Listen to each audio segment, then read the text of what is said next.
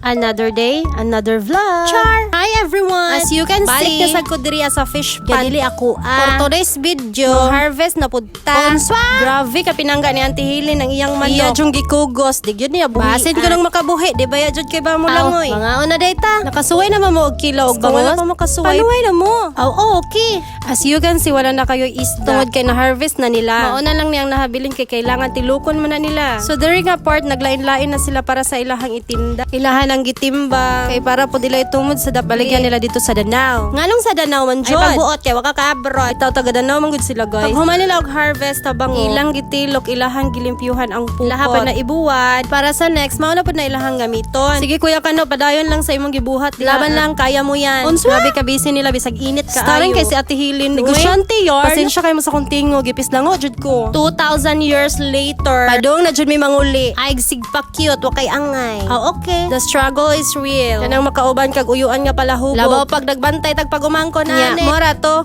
Bye.